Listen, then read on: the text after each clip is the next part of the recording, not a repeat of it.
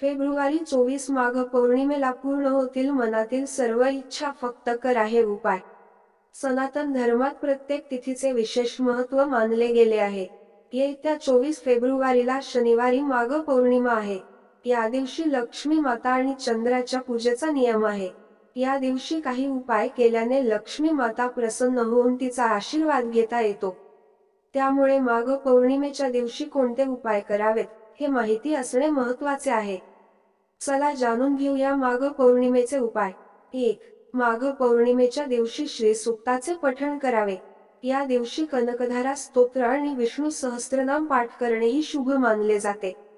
लक्ष्मी माता नाराज असेल तर या 3 स्तोत्रांचे पठण केल्यावर त्या लगेच प्रसन्न होतात.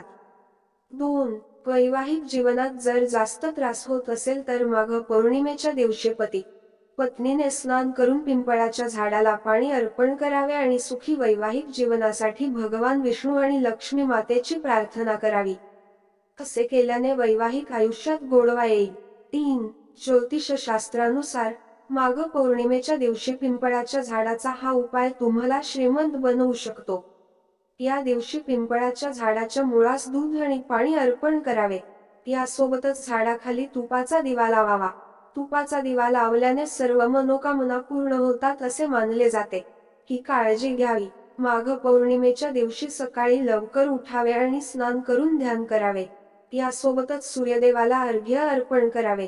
माघ पौर्णिमेच्या दिवशी भगवान विष्णूचे ध्यान आणि पूजा केल्याने शुभ फळ प्राप्त होते. तसेच पूजा झाल्यानंतरच काही खावे. तर माघ पौर्णिमेच्या दिवशी उपवास करणे उत्तम मानले जाते, असेही त्यांनी सांगितले.